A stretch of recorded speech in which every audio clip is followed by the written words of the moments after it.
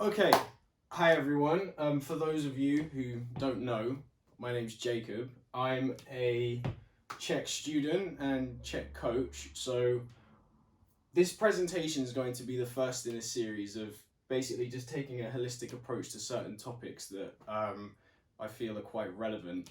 And being part of the C.H.E.K Academy and being a student of that system, that's the approach that we're going to take. So this is it's more going to be an overview, because the only way to get to exact causes would be through individual specific assessment. So the goal here is to give an overview of certain holistic principles that will always need to be looked at when it comes to certain issues, just to increase awareness and just offer some more insight and tools for people that could help them when they're dealing with their situations. So today's topic is a holistic approach to beating anxiety and depression. Now, I chose to do anxiety and depression mainly because it's been an issue for quite a long time, but like because of social media, people are talking about it more. So, and especially among young people. I mean, I'm 28, but a lot of teenagers and people around my age and give or take a few years either side are still dealing with this, with both of them, quite heavily. And there there are lots of things that can be done to help rectify those issues. So what I wanted to do was make a video based on my own experiences and what I've been learning through studying the C.H.E.K system, and just offer those tools to you guys. So I'll do my best to keep it as short as I can, and give a good, but still give a good solid overview of each of the different principles and sections. So without further ado, let's get started. I think the first thing that would be helpful is to start with some definitions. So there's a definition. Anxiety and depression are not the same thing. So I've got a definition for each of them. So the first, anxiety is a symptom of a fear that something is coming that you can't avoid and are not able to handle. So anxiety is more in the future, whereas depression is more in the past. And so depression is a physical state of low vitality where the body doesn't have the energy to be happy. So anxiety is very up and depression is very down. So you see there's two arrows here next to anxiety and depression. There's an arrow going up next to depression, next to anxiety, sorry, and there's an arrow going down next to depression. Anxiety is very uppity, it's very up in your head. It's kind of like, if anyone who's been in a sauna, when the last, say, 5 minutes where you're really starting to overheat and it's just getting too much and your thoughts are going berserk and you just feel all this pressure inside your head where your body's overheated and now your brain's overheating and your thoughts are going that way too. That's what anxiety is like. The pressure is psychic, it's very above your shoulder line. Depression, as goes, say, depressed posture, it's very down, it's very lethargic, it's very gone so far it becomes apathetic, where there's no energy to actually be super enthusiastic about anything really. So with those key definitions given, the next thing to go on to would be foundations. So the foundations that I'm going to talk about here are the 4 doctors and the 6 foundation health principles. This is the foundation of the C.H.E.K system. So it doesn't matter what the issue is, whether you have knee pain, anxiety, depression, you've got digestive issues, we're always going to start with these foundation principles. And you see, excuse the bad drawing of yin and yang. I'm better at writing than I am drawing, but that signifies balance. And this is what we this is what we need in the foundation health principles. So starting with the 4 doctors. So first we have Dr. Happiness. Dr. Happiness is, what is our dream? What do we love? This is our North Star, our guiding light. And it, to an extent, it's the chief physician, because without it, nothing else has proportion. We don't know how much food is too much or too little. We don't know how much socializing with friends is too much or too little. We don't know what kind of movement to do. Because unless we have a dream, we don't know what we're doing. That old saying, if you don't know where you're going, any road will take you there, type of thing. So the second doctor is Dr. Diet. So this relates to the food that we have, the quality of the water, eating in line with our metabolic type, and eating what we need in order to live our dream effectively. So after that, we have Dr. Movement. So that's moving in the 7 primal patterns: push, pull, squat, bend, lunge, twist, and gait, which are the foundations, and then other kinds of movement, which may be more specific if your Dr. Happiness involves, say, rock climbing or dancing or playing football or doing a certain sport. That mixes in too. After that, we have Dr. Quiet, which is our introspection and reflection time. So this is all about having time with ourselves. So we go through chasing our dream, we've got our daily tasks, and we go through the noise of modern life. But if we don't have Dr. Quiet and we have time by ourselves to just be with ourselves and reflect on what we've done, where we're going, there's still not going to be balance.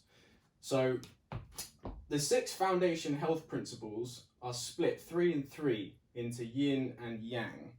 So yang principles are breathing, thinking, and movement, and the yin principles are sleep, nutrition, hydration. So Dr. Happiness and Dr. Movement relate towards yang, breathing, thinking, and movement, and Dr. Diet and Dr. Quiet relate to yin.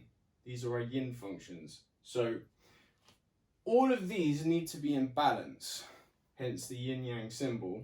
And in general, if these are in balance, the body is going to have enough energy it needs in order to be happy.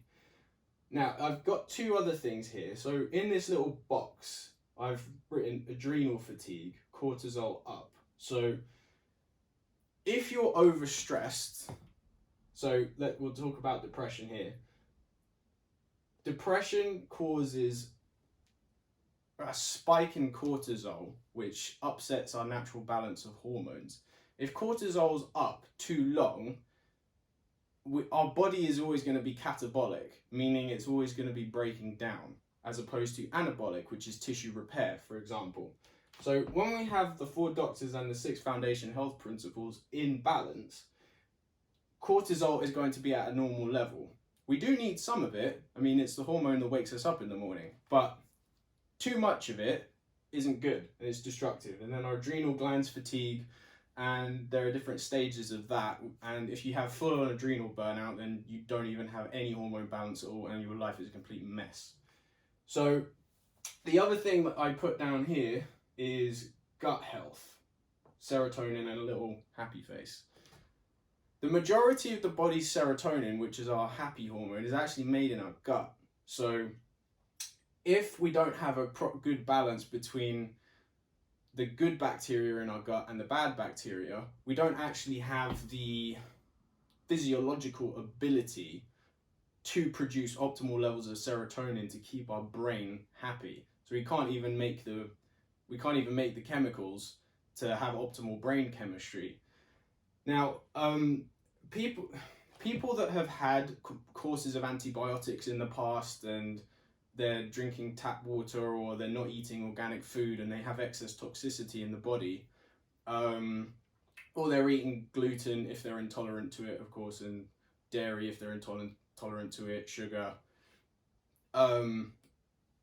Sugar in particular is a bad one, because fungus and parasites love to eat that stuff.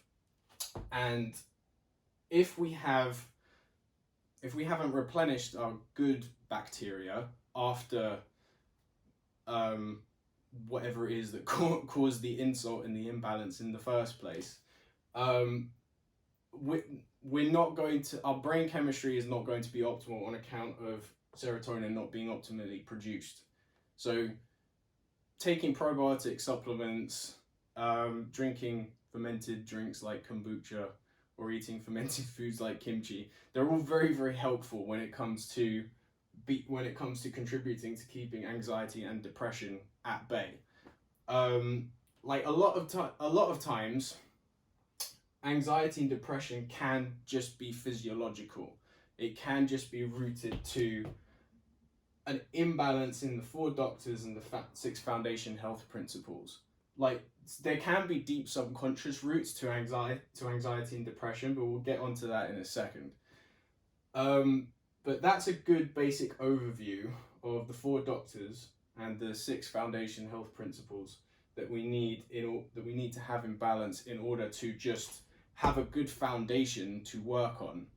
Now, even if these things are in balance, but there's still some issues, then we need to look a bit deeper. But as I said, when it comes to identifying the cause, we'll get onto that in a second. So, moving on, there's another quote that I wanted to put on here, and it's a quote by Ken Wilber, who's a very smart dude. He's the founder of integral theory. And integral theory is essentially a theory that integrates everything. So everything in the world that we think of and see, he has created a theory that has a place for it. And it's built upon the foundational truth that no one is smart enough to produce 100% error. So regardless of people's traditions or thoughts or ideas, everyone's going to have some element of truth, and one person's truth doesn't negate another person's. The idea behind integral theory is to take all the truth and integrate it together, so we can all get along and enjoy this life a lot better, as opposed to fighting and arguing and being very destructive. So when it comes to anxiety and depression, he has a quote that's very, very important that I wanted to include, and it's about the story gap.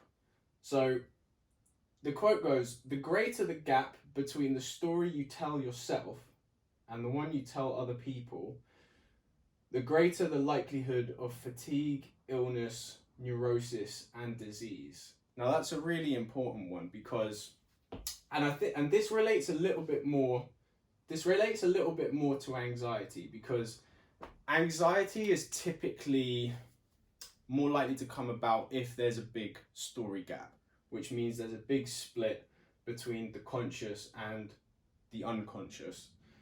And I've got my 2 little arrows here that goes to anxiety and to depression. Now, depression can be the result of anxiety. So there could be a story gap within the psyche, and that can cause a state of anxiety which spikes cortisol, and over time that disrupts hormone balance, creates adrenal fatigue, which depletes the body of its vital energy, which can lead to a slumped, depressive state as well. So sometimes depression is the symptom of anxiety, and the way to sort the depression is to sort the anxiety, which in some cases needs to be sorted in the unconscious. So going on to identifying the cause, I hope you enjoy my picture of a tree.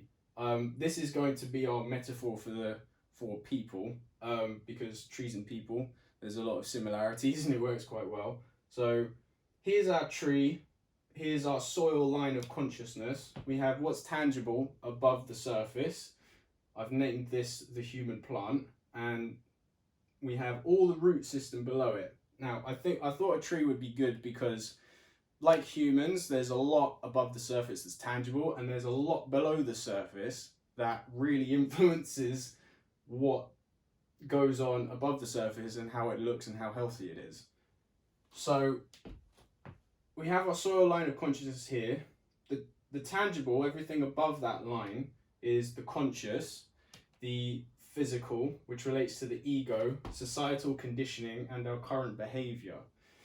Below that line, we have the unconscious, which relates to the soul and our higher self. And this is also the place of repressed trauma or shadows. I just want to, I'm going to consult this book called Integral Life Practice, which is also by Ken Wilber and a few of his students, because I want to read out a quote that explains shadows for people, because I think it's very good and it's going to be very helpful as we go forward. So, the term shadow refers to the dark side of the psyche, those aspects of ourselves that we split off, rejected, denied, hidden from ourselves, projected onto others, or otherwise disowned. In the language of psychotherapy, the shadow is referred to as the repressed unconscious. Repressed because we've pushed or pressed it out of our awareness, and unconscious because we're not aware of it. But the fact that we are not conscious or aware of the shadow does not mean that it has no effect. It just expresses itself through distorted and unhealthy means, or what are typically called neuroses. Carl Jung, who was a famous psychologist in the early 20th century, there's a quote of his right here, which I'll get to. His definition of a neuroses is two elements within the individual that are at war with each other. So, which essentially means you have a story gap, which can cause anxiety. So, a simple example of that would be, say for example, you have an individual who's very artistic and wants to be a painter, but they grew up in a very business science household and their parents wanted them to become a lawyer or a doctor or something like that. Nothing against lawyers or doctors, they're very, very useful people. But it's not helpful to an individual to do that if that's not what their dream is. That's not their Dr. Happiness, because it's just going to cause an imbalance here, and that just leads to another unhealthy person. So if someone's soul and their higher self wants them to be artistic and follow that path, but because of their societal conditioning, like they love their parents and their parents want them to do this and they don't want to disappoint their parents, but their higher self wants them to go this way, and they're going along with medical school just to kind of please their parents, their current behavior does not reflect what their higher self wants them to do. So what that means is there's some unresolved shadow issues that are causing that individual to not be able to have their current behavior line up with what their soul and their higher self wants to do. So you see this line here, the gap between the conscious and the unconscious, story gap, big or small. Ideally, we want the unconscious and the conscious to be in harmony. So we want the story gap to be very small, if non-existent. In the example I just gave, the story gap's going to be quite big. So the soul doesn't want to go a certain way, but the ego, based on a repressed shadow or trauma, is overpowering that, meaning current behavior is not reflecting it. So that is going to be a big contributor to being anxious in a general sense. So when it comes to identifying the cause, just to back up slightly, like I'm not being super specific, because as I said before, the only way to do that is to apply it to a specific individual. So I'm trying to be detailed, but give a good overview as well without going too specific. Otherwise I'll probably just tangle myself up because there's no specific example to apply it to. But a suggestion when it comes to identifying the cause of anxiety and or depression, I would suggest starting with what's conscious, and then if we need to go deeper, then go deeper. So I'll explain that. When you start with what's conscious, you want to see if current behavior is lining up with what you want to do. It's very possible that someone is doing what they want to do, so they're very clear on what their doctor happiness is and what their dream is and what their path is. However, there's just some things in the conscious area that are just not quite optimal. Maybe their digestion's a bit off. Maybe they're not sleeping. Maybe they're just not feeling very energized to the level that they want. They can't recover from exercise fully.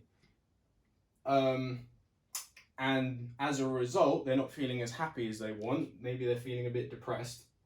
Maybe not anxious, maybe just a bit depressed.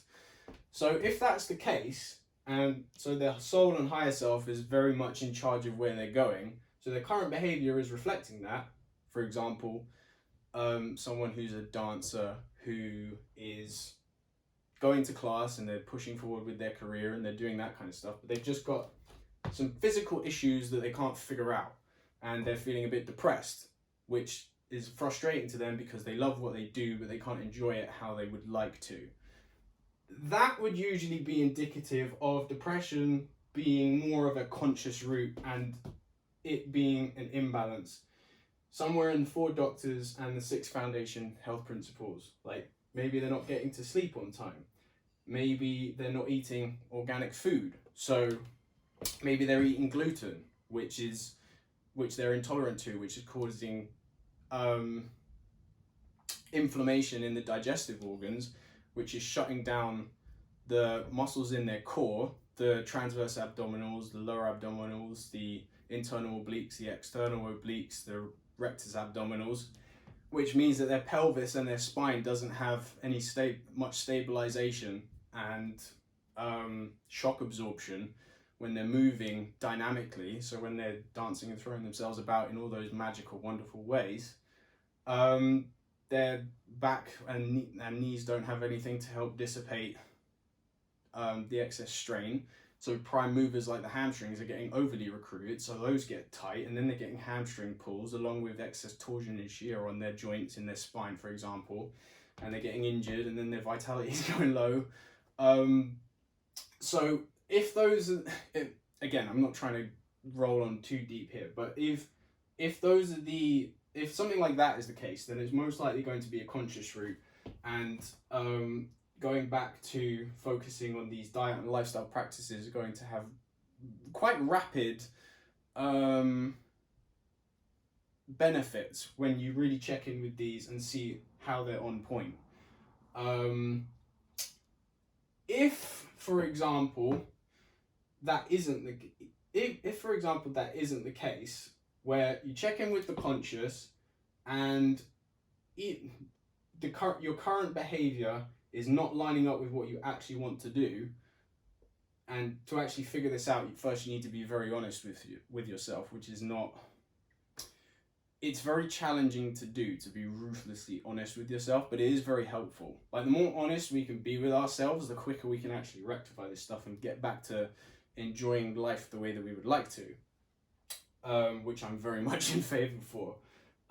So if current behavior doesn't line up with what the soul and the higher self wants us to do, then that is indicative that we've got to dive a bit deeper and really look into issues in the unconscious. And even if the current behavior does kind of line up with what our soul wants to do, but we still do have anxiety, there can be issues in the unconscious that are even outside of what our Dr. Happiness is, which could be related to specific individual traumatic events that happen during childhood or along our journey of life that have been pushed down and repressed and are still there, that need to be sorted.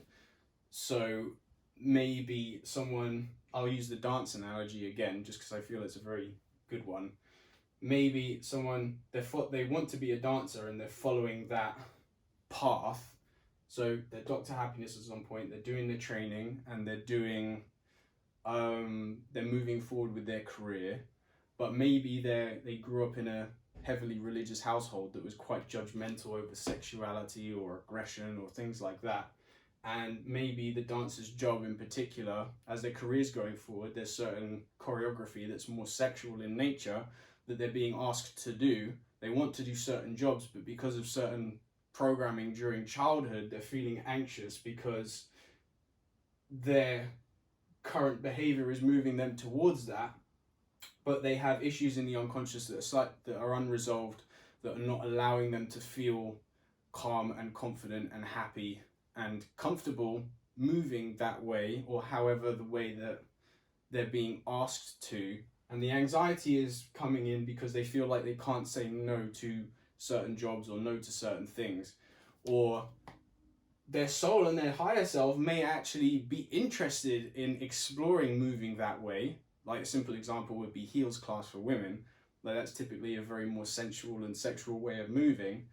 But whatever shadow or issues are there is stopping their higher self from allowing them and their current behavior to enjoy it, because the societal conditioning or the nurture that they got at a certain point has caused issues in the unconscious here that is not allowing them to close that story gap and have harmony between the unconscious and the conscious.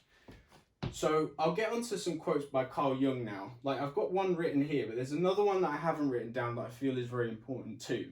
Carl Jung said, "Unless you make the unconscious conscious, it will dictate your life and you will call it fate."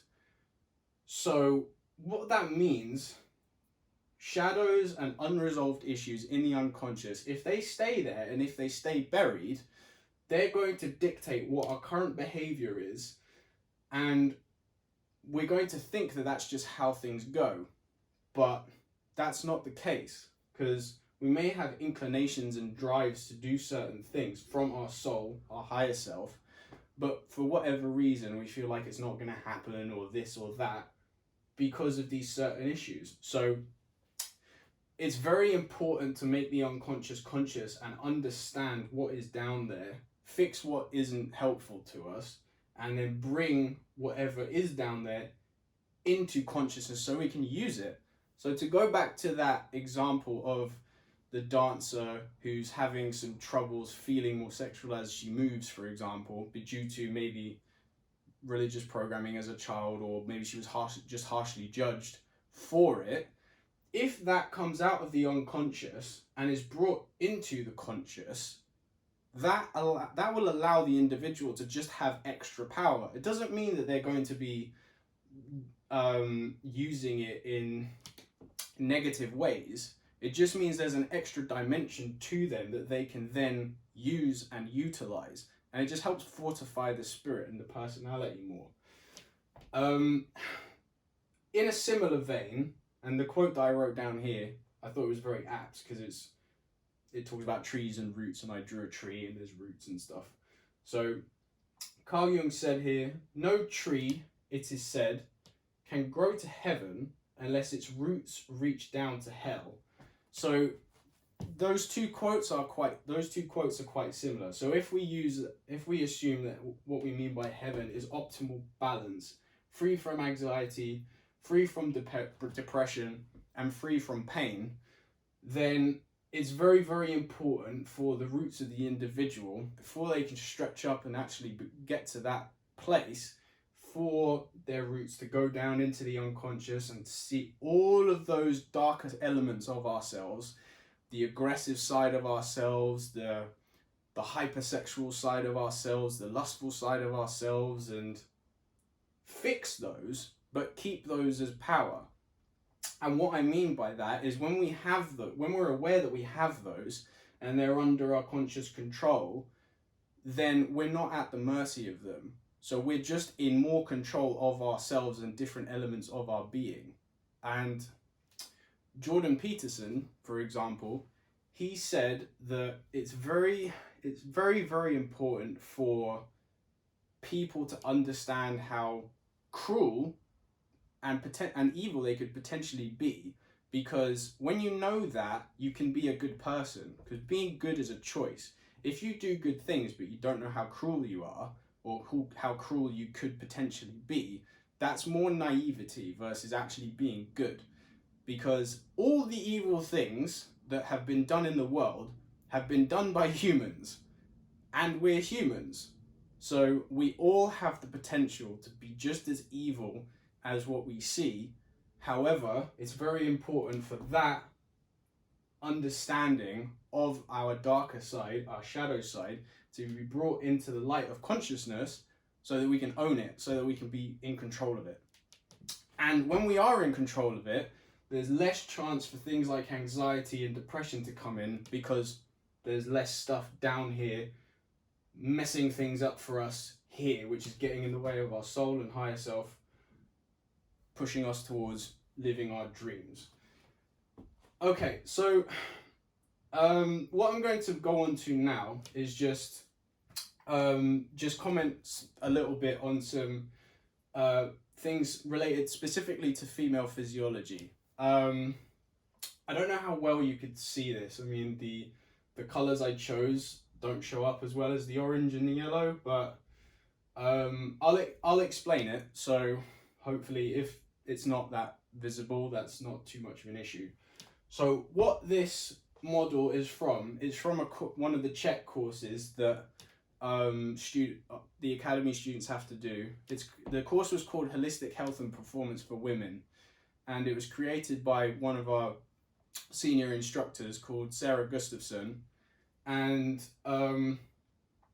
the course explains the undulation of hormones throughout the month for a woman, and what the mental, emotional and physical implications of those hormone changes are. So what are the training implications? How does the physiology respond? What kind of mental, emotional changes can potentially be expected? And this is really important information for all trainers to know in case they have female clients, because to prescribe certain training, for example, at certain times when the hormone profile is not optimal, just because female hormones undulate more than men's, could potentially cause injury, and it can create more damage than is desired. Even if the training is good, done at the wrong time, it's not ideal. And when it comes to women understanding potentially what the cause of depressive feelings are, this is a helpful model to offer an extra lens of identification. So I'll just briefly go through it. So phase one of the hormonal cycle, days 1 to 5, estrogen and progesterone are both down. The physiological implications for training here are low, as Sarah explains, are low intensity training, and the archetype that's most dominant, so the emotional profile, is likely more going to be one of introspection.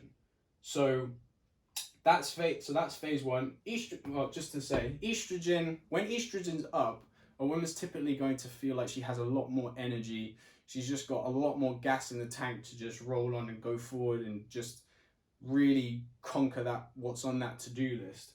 Progesterone is related to healthy production of serotonin. So when progesterone's up, it's helpful with keeping a very level head and a calm sensibility. So estrogen plus progesterone, when they're both up, means it's easier to have feel like you've got a lot more energy, and you've got a bit of a level, stable mood. So phase 2, which is days 6 to 13, estrogen and growth hormone, we do see a rise, and progesterone too goes up, starts to come back up.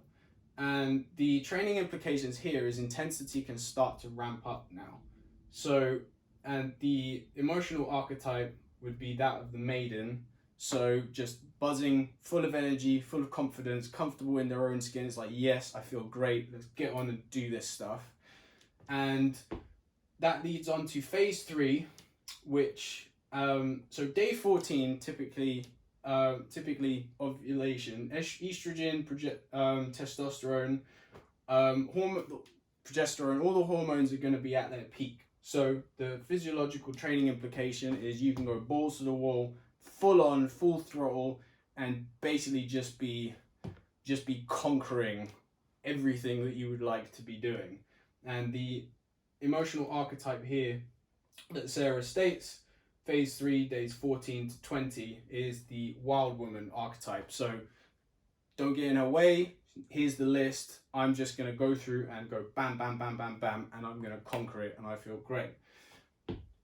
Phase 4, days 21 to 28 plus, there's a sharp dip in estrogen, progesterone, testosterone.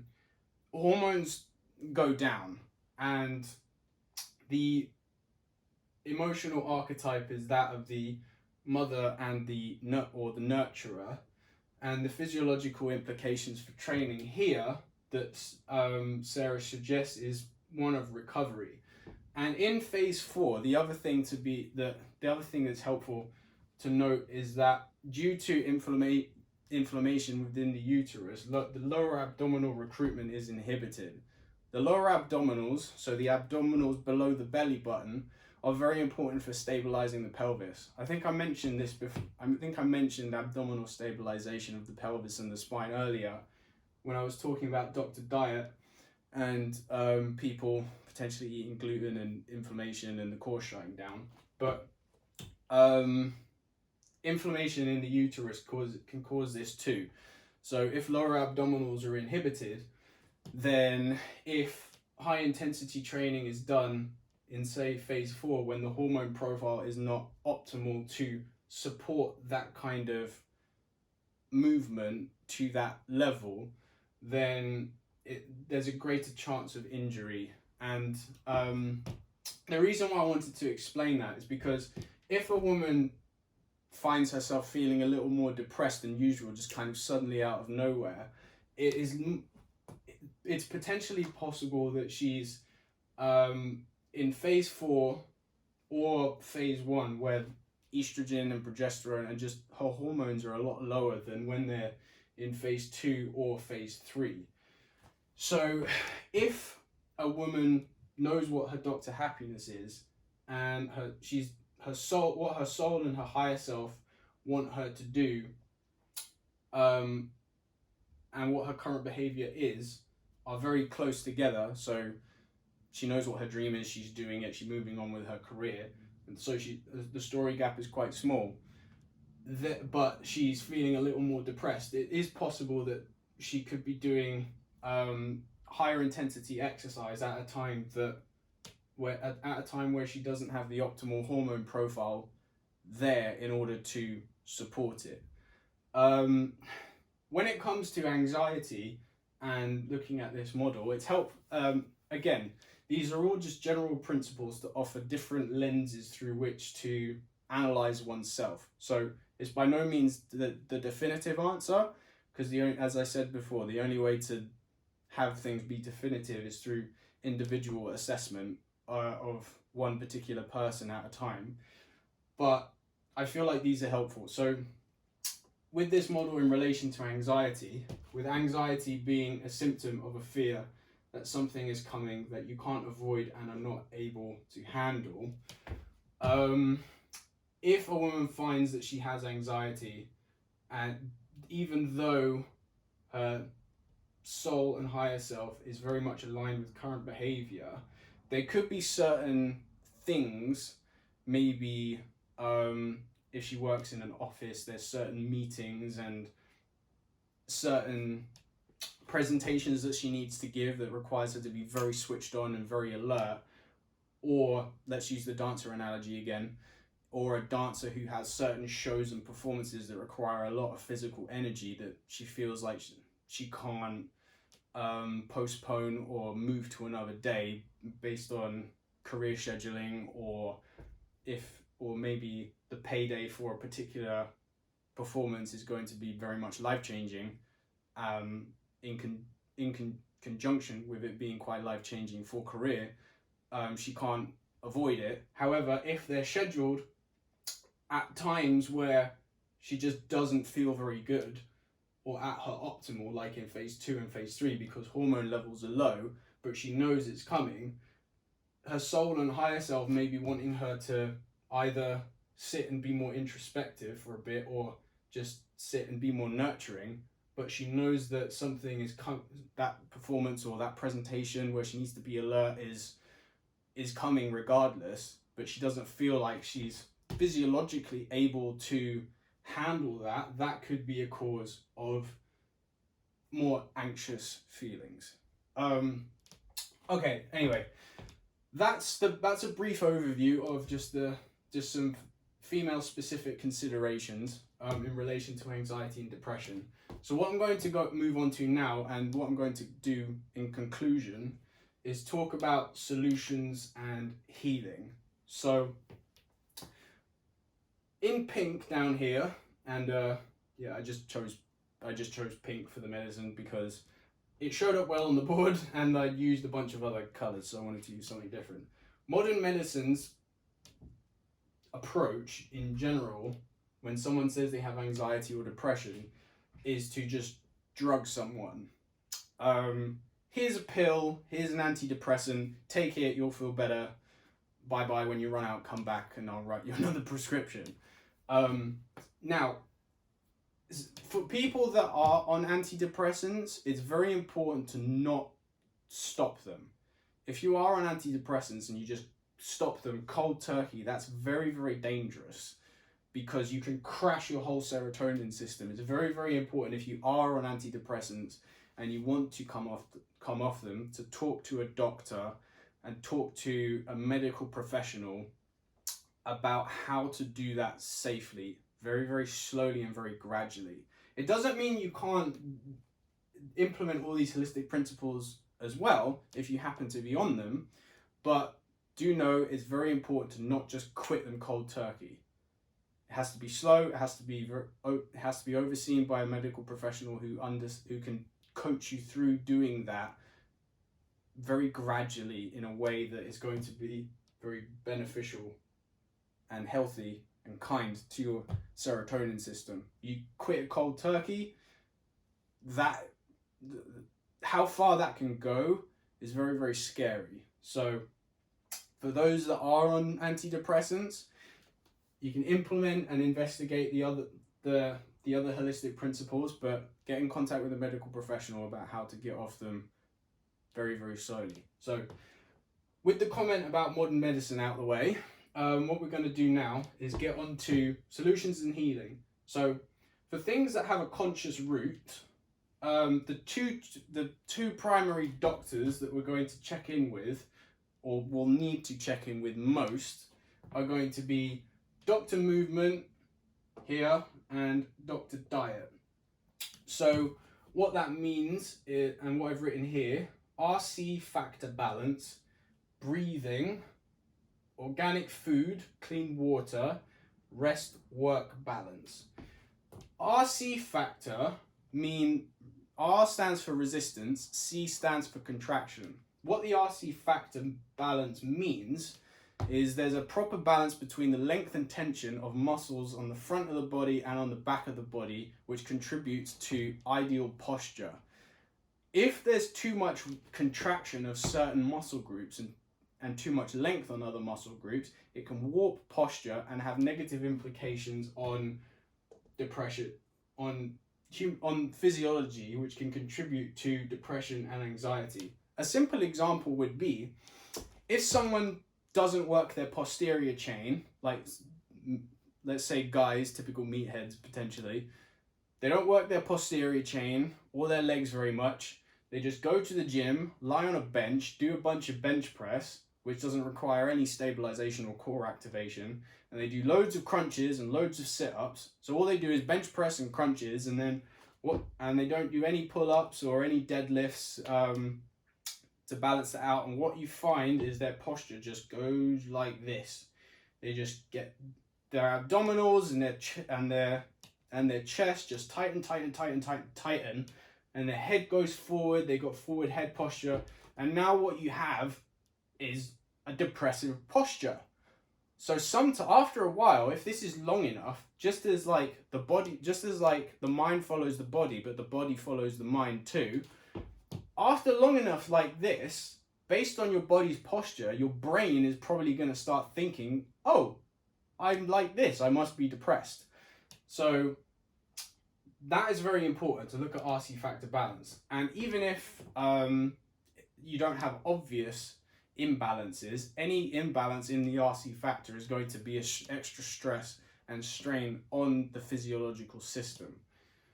So that is really important to look at, and that requires specific individual assessment to properly understand where the excess length is and where the excess tension is. And that's one of the things that the C.H.E.K system is rather wonderful at doing, is among the many things that it's very, very good at doing, is assessing RC factor balance and keeping all of that in check. Breathing is really, really important to do properly, because there's that old saying, like if someone's panicking, the first thing someone will say is breathe. And what that means is slowing your breathing down will tell your brain that you're calm. And also breathing mechanics needs to be correct. When you breathe, the first 2/3 needs to be your belly expanding, and the last third is your chest. So you breathe in, and then your chest expands in the last third. When it comes to feelings of anxiety, breathing through your nose is very, very important, because breathing through your nose activates the parasympathetic nervous system, which is the regenerative, restorative side of the nervous system. The sympathetic side of the nervous system is what keeps us alert and what allows us to move. So the sympathetic, a simple example of the sympathetic nervous system firing really quickly is if you're about to cross the road and all of a sudden you see a car and then you jump back. That's the sympathetic nervous system firing with lots of adrenaline and just getting you to move. Anxiety means that the sympathetic nervous system is firing too much.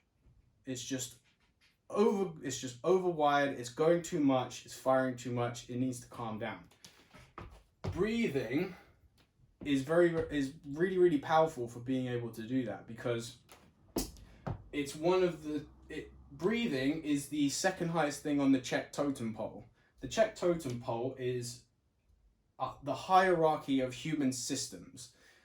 So the psyche is right at the top, because the psyche can overpower everything and lead to suicide. Right below that is breathing. Breathing has control over everything else below it. So whenever you're feeling any kind of depressive symptoms or anxiety, breathing is very, very good. If you breathe through your nose and out through your mouth, breathe through your nose and out through your mouth, 4 seconds in and 4 seconds out, do that 10 times, 20 times, however long you need to feel yourself calming down a little bit, is very, very helpful. And that's very, very helpful even if the root of your issue is unconscious. Organic food. Organic food means food that doesn't have a whole bunch of toxic chemicals in it. If you don't have clean food, you have excess toxicity in your body, which means that your digestive and eliminative organs are going to be overstressed, which is just going to make your body way more yang. So there's going to be too much catabolic, not enough anabolic, meaning there's too much destruction and not enough regeneration. And one of the things that people say about organic food that they think is an issue is that, oh, it's really expensive. But one of the things about organic food, yes, it is slightly more expensive, but because it's so much more nutrient dense, you don't actually need to eat as much, because you eat some of it and your brain's like, oh my goodness, we've got all the nutrients we need. We don't actually need any more. So you actually do end up saving money when you eat organic food, because you don't need to eat as much of it, because it's so nutrient dense. We don't need as many calories as we think. We generally need a way better quality of calories than we think. So clean water, again, in a similar vein as organic food. Clean water means that it's water that doesn't have a whole bunch of chemicals and toxins in it. Just the same with toxic food. Toxins in water destroy gut health, throw off the microbiome balance in your gut. We need about 85% healthy bacteria and 15% unhealthy bacteria. There's always going to be a bit of unhealthy in there, but we need about 85% healthy, 15% unhealthy. A lot of the times, if we've got excess toxicity and people have been had courses of antibiotics and haven't replenished the healthy bacteria, it's usually the other way around. 15% healthy and 85% unhealthy, which again, as I mentioned before, has implications on serotonin production. And if you don't have good amounts of serotonin, anxiety and depression are much more common because we don't have enough building blocks to make the happy hormones that we would like. So rest-work balance, that relates to the 4 doctors and the balance of the 6 foundation health principles, which symbolized by the yin-yang right here. So yang, breathing, thinking, movement. Yin, sleep, nutrition, hydration. Sleep is the chief yin function. 8 hours primarily. There is give or take depending on each individual and their genetic profile. However, in general, if we can get 8 hours, primarily from around about 10 till 6 or 10:30 till 7, something like that, that would be really helpful to us because it's in line with the cycle, the cycle of the sun and the moon, which we are adapted to. So the little asterisk here and just next to it, conscious root usually relates more to depression, unconscious root usually relates more to anxiety.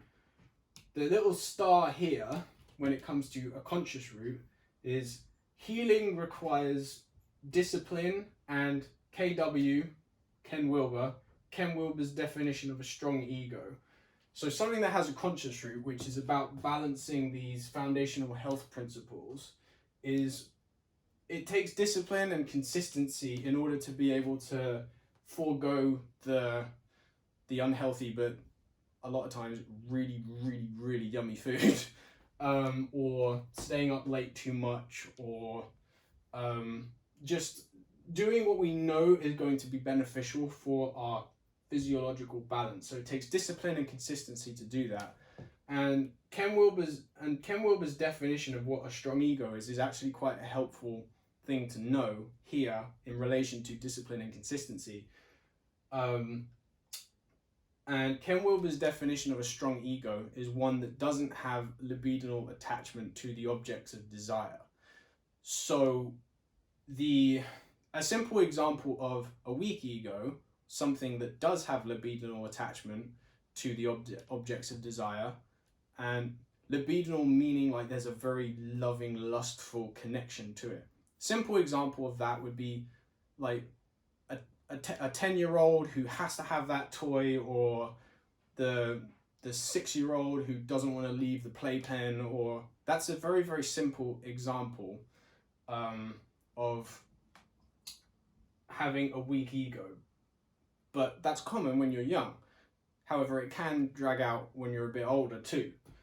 And everyone has those moments. I definitely do. There's plenty of things that I see. I'm oh, I really like that. There's certain books I see, or certain dance classes I'd like to go and do when I know that I should be resting, or a certain you name it, certain thing that I enjoy, but my soul, higher self, knows that it's not the right thing for me to do, but my ego wants me to do it now. But anyway, when you have a strong ego and you don't have a libidinal attachment to the objects of desire, you feel that pull to it, but it doesn't push you around. So when you're keeping these diet and lifestyle practices very solid and regimented with discipline,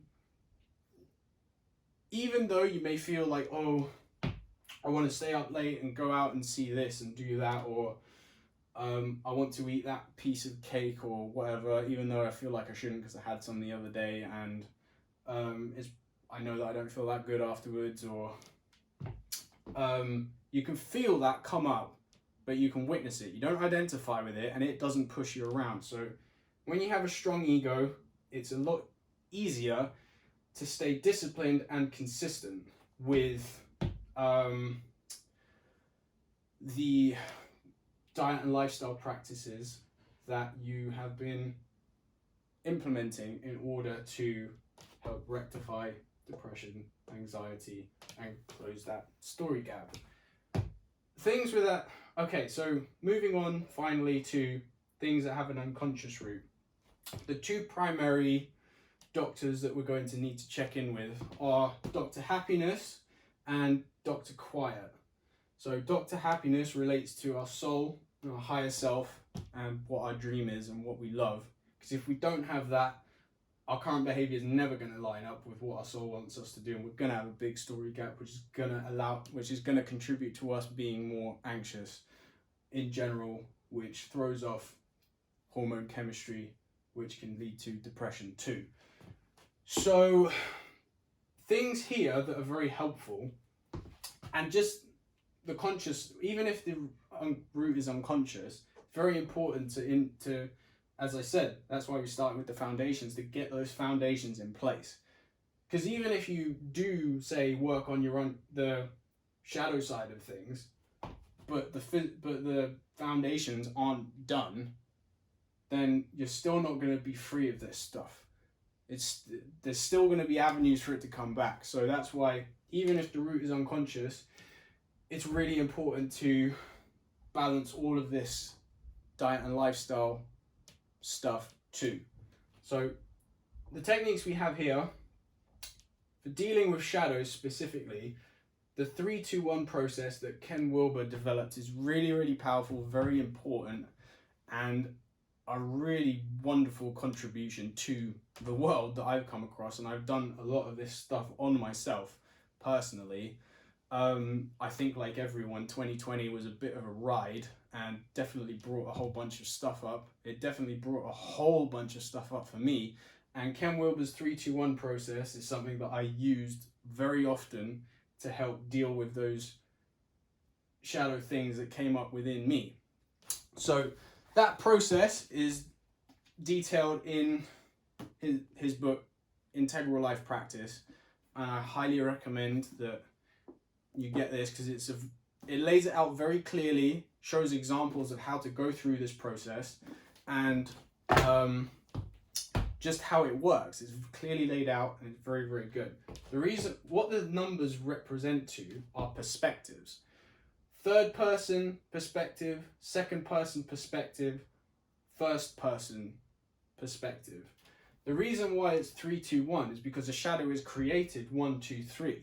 So I feel angry, like the trauma happens in the conscious. So the trauma, it happens in the conscious, the ego is aware of it in current behavior, like someone did something to you on the playground or your parent did something at home. And as a result, I feel angry, I feel hurt, etc.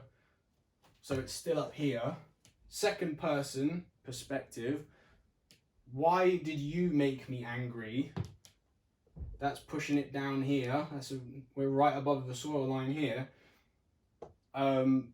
Why did you make me angry? Why did you do this to me? I feel like this because of you. Why are you doing this to me? And then if it gets pushed even further to third person, goes all the way down into the unconscious here, becomes a shadow that's repressed that the conscious is now not even aware of, and all of a sudden, why is everyone so angry? The world is so angry. I hate this. The world sucks. Everyone's mean to me. Blah, blah, blah. I don't know why I haven't done anything. And that relates to Carl Jung's quote that I mentioned earlier. Unless you make the unconscious conscious, it will dictate your life and you'll call it fate. So 1, 2, 3 is how a shadow is created. 1, 2, zip below the line of consciousness into the unconscious, third person. So the 3-2-1 brings it back out. Third person, why do I feel so angry? Like, this could be done on a piece of paper, or you could talk to an invisible thing in a chair. Third person, why do I feel so angry? This sucks. It just feels rubbish. So that's like a big hand going down into the unconscious, grabbing it. I feel so angry. Why is this the way that it is? Da da da da da. Second person perspective. Why are you so angry and making me feel so angry? Why are you doing this to me? Why are you here? That yanks out the unconscious and brings it right here. So now it is conscious. It's not fully up here, but it's just above the soil, just above the line, right here. So you're talking to the thing, to the trauma, to the shadow, and that brings it out of the unconscious so that you can actually deal with it. And then, first person perspective, you become it. So you talk to yourself from the perspective of the trauma or the shadow. And what that does, first person perspective, it integrates it and it's right into the conscious. Unless you make the unconscious conscious, it will dictate your life and you will call it fate. Becoming it integrates that unconscious issue with the conscious, which shrinks your story gap and also allows you more power. So that first person perspective, to use anger as we have for the, to use anger again as we have for each of these examples, you could essentially find that whatever the trauma or issue was that happened when you were younger or at a particular time, the response was anger as a way that your ego used to defend itself and protect itself. But it went so far past where it was helpful that it went into the unconscious, and then it was just all you saw was anger in the world. And now when you bring it out into the consciousness and integrate it by becoming it, and you could have a conversation between you talking to it and it talking back to you for a page, 10 pages, half a page, whatever. So you can go back and forth until something's resolved. But becoming it is very, very important, because unless you do that, the trauma or shadow itself doesn't have a shape. It doesn't have you can't see it. It's just some ethereal thing that's in there and just ruining things for you, but it doesn't, you can't actually see it. It doesn't have a shape, so you don't know how to rectify it. You don't know what it looks like, so how can you find it? What this does is it brings it into consciousness, it gives it something that you can identify, and when you turn something into an object, like the way that this process does, you strip it of its ability to rule your life. So now when the anger's out and you've become the anger, what it's like is seeing an angry person across the street yelling. That angry person is not in you, they're not in your head. You see them, they're across the street, they're not you. So it's much easier to walk away from someone who's yelling across the street versus walking away from a voice that's yelling that you hear in the back of your head. So when it comes to healing unconscious roots, the 3-2-1 shadow process by Ken Wilber is a very, very powerful one. And once you become it, what you're left with, you get rid of the anger, but you're left with the power that the aggression can have, because you know that you can be an aggressive person now. But because it's under conscious control, you can implement it when you need. It's not going to control you. So say, for example, there are moments in life when someone's trying to get you to do something that you don't want to do. Your soul, higher self, doesn't want you to do it. Societal situation is trying to get you to do it, which means that your current behavior will be altered from what your soul and higher self wants to do, because you've brought that out of the unconscious into the conscious. You've now got some aggression there. You've got some strength and fortification to be able to say, no, I don't want to do that. And as Paul Check says, your yes has no meaning until you learn to say no. So that's enough for the shadow now. Under this, witnessing meditation is very important. Witnessing is like what Ken Wilber said about a strong ego. Witnessing is being able to not identify with things that come up. So, to use the anger example again, I feel this anger, but I am not this anger. You feel it come up, but you don't identify yourself with it. So it goes like a rain cloud after a while. It's there for a bit and then it goes. This doesn't have to be a seated practice. You could say it like that, or you could be you could be sitting with your eyes closed. You feel it coming up, but you're not identifying with it. One thing to make very clear that I found personally very helpful, that I learned reading Ken Wilber's stuff. If you do meditative things, but you don't have the shadow element too, the shadow elements are just going to be buried even deeper, because meditation allows you to ascend stages of consciousness. So you essentially do become pretty wise, but unless you do shadow work, you're still going to have shadow stuff there. And that's going to lead to big problems in the future. If that wasn't the case, then there would never be such a thing as wise people or gurus that didn't become cult leaders and and just start messing with everything and start taking all their students' money and banging their students' wives and all the kind of nonsense and mess that these wise people have done over the years. Like, they've got a lot of wise stuff to say as a result of all their meditative practice, but because they've got all this shadow material, then they just get into loads of trouble outside of it.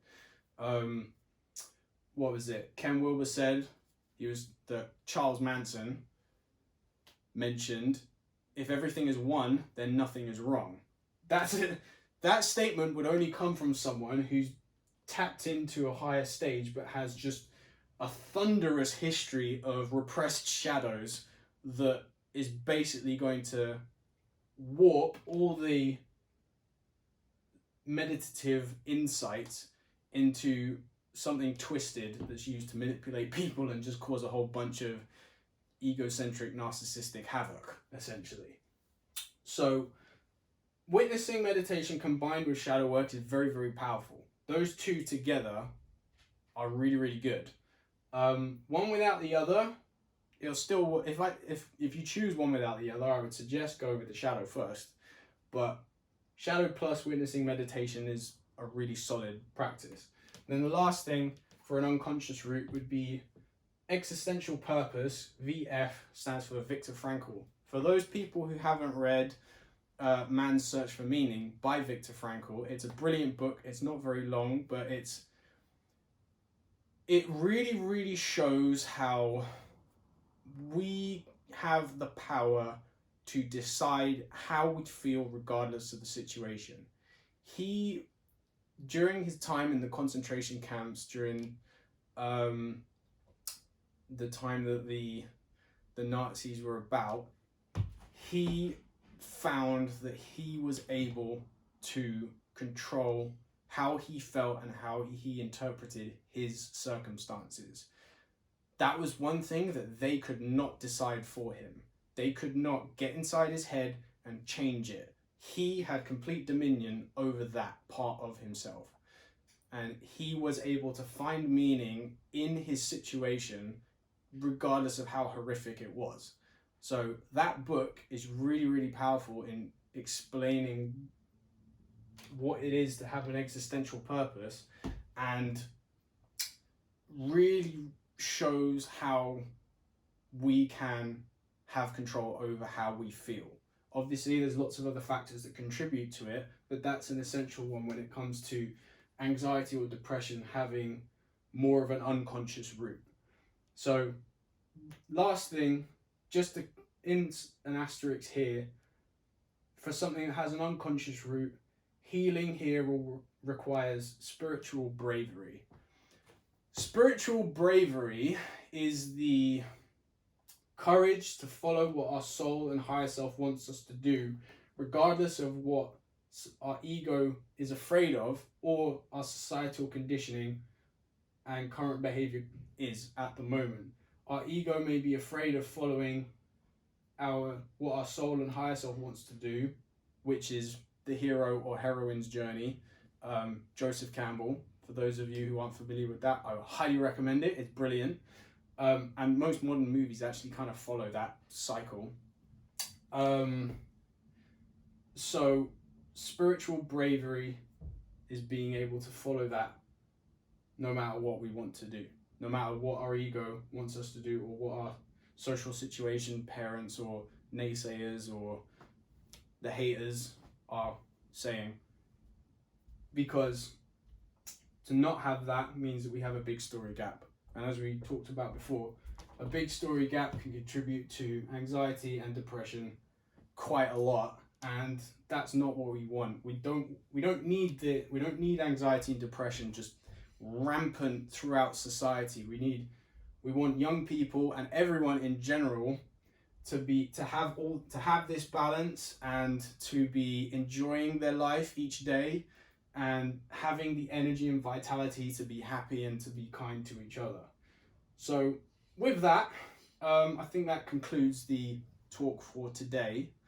Thank you for taking the time with me. I do tend to ramble on a little bit, but I hope this has been helpful in offering some extra awareness and different lenses through which we can view anxiety and depression from a holistic standpoint, with the goal of dealing with the causes and ultimately beating it. So see you in the next one. Have a wonderful day, and yeah, thank you very much for listening.